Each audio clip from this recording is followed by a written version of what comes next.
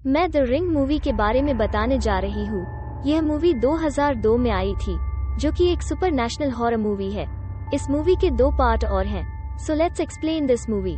तो कहानी की शुरुआत में हम 2 दोस्तों केटी और बेका को देखते हैं।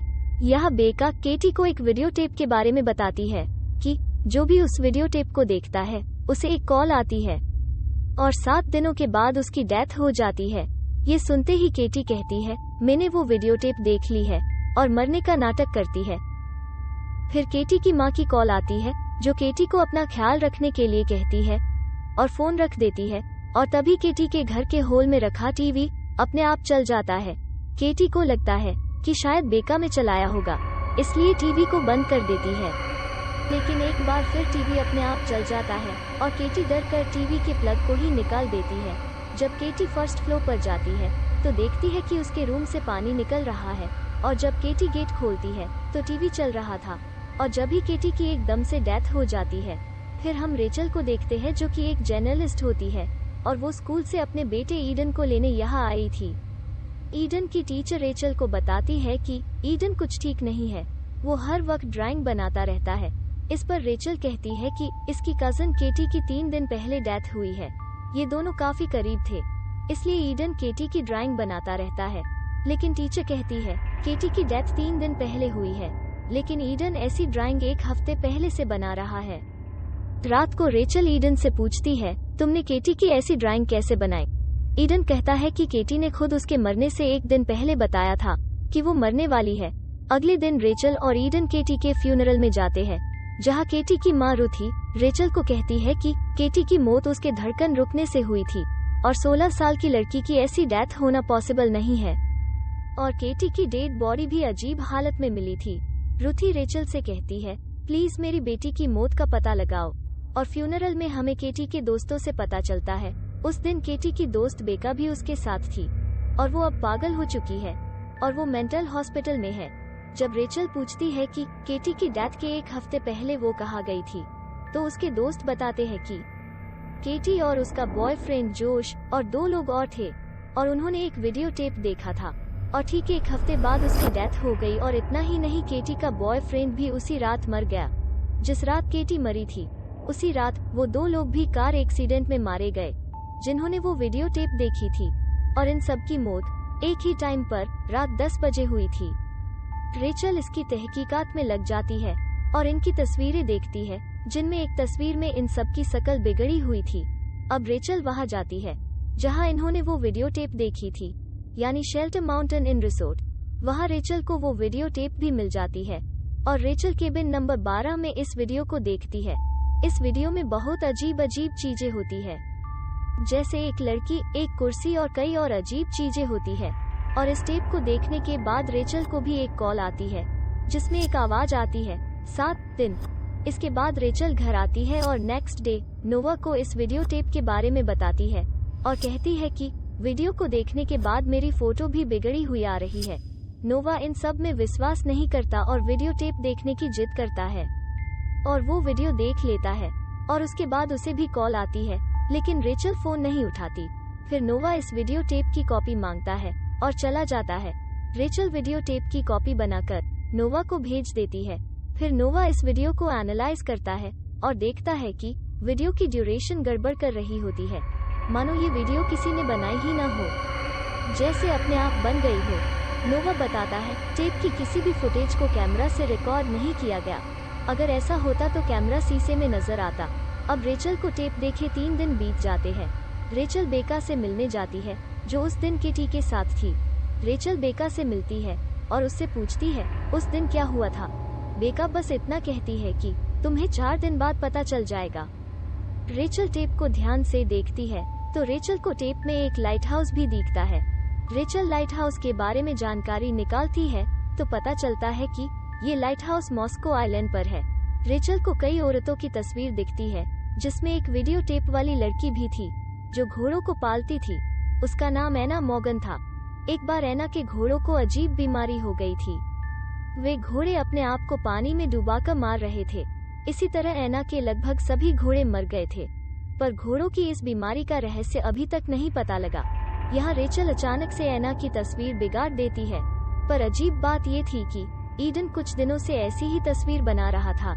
दूसरी तरफ नोवा एक सीसीटीवी कैमरा में अपनी शकल बिगड़ी हुई देखता है। ठीक वैसे ही कुछ दिन पहले रेचल की शकल कैमरा में बिगड़ी हुई आ रही थी। इस तरफ रेचल को सपने में वो तस्वीर वाली लड़की दिखती है जो उसका हाथ जला डालती है। जब रेचल सपने से जगती है तो उसका हाथ सच में जला हुआ था। तभी रेचल रूम से बाहर आती है और देखती है कि ईडन ने भी वो टेप देख ली है। और तभी एक कॉल आती है और रेचल डर जाती है और गुस्से से फोन उठाती है। लेकिन दूसरी तरफ फोन पर नोवा था जो बताता है कि टेप के बारे में जो तुमने सुना है वो सच है, क्योंकि मेरी फोटोज भी बिगड़ी हुई आ रही है। अगले दिन रेचल मॉस्को आइलैंड के लिए निकल जाती है। इसी बीच एक घोड़ा रेचल को देखकर पागल हो जाता है और पानी में कूदकर अपनी जान दे देता है।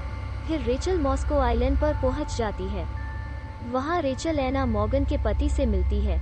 वो उसे एना मॉर्गन और घोड़ों की बीमारी के बारे में पूछती है। वहां रेचल वही मिरर भी देखती है जो टेप में देखा था। तभी एना मॉर्गन का पति रेचल को निकाल देता है और कुछ भी बताने से मना कर देता है। इसके बाद रेचल अपने बेटे से बात करती है और वो समारा के बारे में बताता है। वो कहता है समारा उससे कुछ विजन दिखाती है जिस वजह से मैं वो चीजें बना पा रहा हूँ जो मैंने नहीं समारा ने देखी है। इतना ही नहीं बल्कि ये भी बताता है कि समारा को घोड़ों का अस्तबल पसंद नहीं। फिर रेचल इसी आइलैंड पर रहने वाली एक डॉक्टर से मिलती है। वो बताती है कि वो एना की डॉक्टर थी। यहाँ वो ये भी बताती है कि रिचर्ड और एना मॉर्गन ने एक लड़की को अडॉप्ट भी किया था जिसका नाम समारा था। जब से समारा यहाँ आई थी तब से एना के घोड़ों की मौत होने लगी। यह सुनने के बाद रिचर्ड दोबारा एना के घर जाती है और एना के हस्बैंड रिचर्ड के न होने पर अंदर जाती है और वहाँ वो एक और वीडियो टेप देखती है जिसमें हम समारा को देख पाते हैं जो कि एक मेंटल हॉस्पिटल में थी और वो खुद कहती है कि वो इन लोगों को नुकसान पहुंचाती रहेगी। असल में एना और रिचर्ड को लगा कि समारा की वजह से घोड़े मर रहे हैं तो इन्होंने समारा को मेंटल हॉस्पिटल में भेज दिया था। समारा के पास कुछ सुपर पावर थी जिससे वो घोड़ों को कुछ विजन दिखाती थी जिससे घोड़े सुसाइड कर लेते थे। इससे पता चलता है कि समारा बहुत बुरी थी।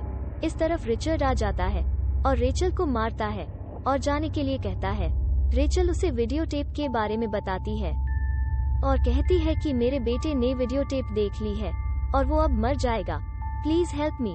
रिचर्ड बताता है कि समारा बहुत बुरी है। वो विजन दिखाती है जो बुरे होते हैं। इस वजह से मेरे घोड़े और मेरी वाइफ भी मारे जा चुके हैं। समारा कभी नहीं सोती, वो कभी नहीं रुकेगी। इतना कहती ही मिस्टर मॉर्गन अपने आप को इलेक्ट्रिक शॉक देकर मार लेते हैं। तभी नोवा भी यहाँ आ जाता है। वो रेचल को संभाल लेता है। रेचल सोचती है कि समारा को घोड़ों का अस्तबल पसंद नहीं। रेचल घोड़ों के अस्तबल में जाती है जहाँ उसे एक सीढ़ी दिखती है। जब ये ऊपर जाते हैं तो इन्हें वो जगह दिखती है जहाँ समारा रहती थी। ईडन की बात अब समझ आ रही थी कि क्यों समारा को घोड़ों का अस्तबल पसंद नहीं था, क्योंकि जब समारा अपनी सुपर पावर से एना को डराने लगी तो इन्होंने समारा को अस्तबल में सोने के लिए जगह दी जहां घोड़ों की आवाज से उससे डिस्टर्बेंस होने लगी और फाइनली उसने घोड़ों को मारना शुरू कर दिया था। इनको वहां एक पेड़ दिखता है जो शेल्टर माउंटेन में था, यानी वहां जहां केटी और उसके बॉयफ्रेंड ने वो टेप देखी थी। ये लोग शेल्टर माउंटेन के केबिन नंबर 12 में आ जाते हैं जहां इनको कोई क्लू नहीं मिलता। इससे फ्रस्ट्रेट होकर नोवा शीशे की बॉल से भरी बोतल को फेंक देता है और वो सारी बॉल एक जगह इकट्ठा हो जाती है। नोवा इस फ्लो को काटता है और देखता है यह वही कुआं है जिस कुआं से निकलकर समारा इस वीडियो टेप से आती थी और वो समझ जाते यही है कि ये जगह ही इस सभी की शुरुआत है। तभी कुछ सुपर नेचुरल होता है और टीवी रेचल के ऊपर गिरता है और रेचल कुएं में गिर जाती है। नोवा रेचल को निकालने के लिए रस्सी लेने जाता है। इसी बीच रेचल को नीचे कुछ निशान और एक नाखून भी दिखता है। तभी एक हाथ रेचल का हाथ थाम लेता है जिससे रेचल देख पाती है कि एना ने समारा का दम घोटकर कुएं में गिरा दिया था, पर समारा मरी नहीं थी। वो 7 दिन तक बाहर आने की कोशिश करती रही और फाइनली 7वें दिन वो मर गई थी। अब रेचल के हाथ में समारा की बॉडी थी, वो मेल्ट हो जाती है और उसके हाथ से वो निशान भी हट जाते हैं। रेचल को पुलिस द्वारा बाहर निकाला जाता है और समारा के कंकाल को भी बाहर निकाल लिया जाता है। रेचल को 7 दिन पूरे हो जाते हैं। वो नहीं मरी, मतलब समारा की आत्मा को शांति मिल जाती है। शायद समारा चाहती थी कि लोग उसकी कहानी को जाने, इसलिए समारा ने उस वीडियो टेप को लोगों में छोड़ा, पर लोग उस टेप को देखकर इग्नोर कर देते थे और कुछ नहीं करते, इसलिए समारा उसे मार देती थी। अब सब ठीक हो गया था। रेचल ईडन को बताती है कि मैंने समारा की हेल्प की। ईडन बोलता है कि नहीं मोम, आपको समारा की हेल्प नहीं करनी थी। वो कभी नहीं सोती, वो कभी नहीं रुकती।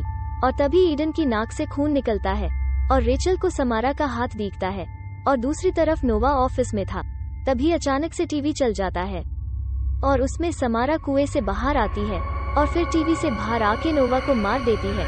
तभी रेचल नोवा के ऑफिस आती है और नोवा की डरावनी लाश मिलती है और सोचती है कि समारा ने उसे क्यों नहीं मारा। फिर वो समझ जाती कि उसने नोवा को अपने हाथ से उस वीडियो टेप की कॉपी भेजी थी और इसलिए उसका श्राप नोवा पर चला गया। रेचल घर आती है और ईडन के हाथ से भी टेप की कॉपी बनवा लेती है ताकि इस कॉपी को भी कोई देख ले और फिर ईडन का श्राप उस पर चला जाए। यहाँ पर द रिंग का पहला पार्ट खत्म हो जाता है। द रिंग के सेकंड पार्ट की एक्सप्लेनेशन भी बहुत जल्द आएगी, इसलिए चैनल को सब्सक्राइब करना न भूले। Thank you.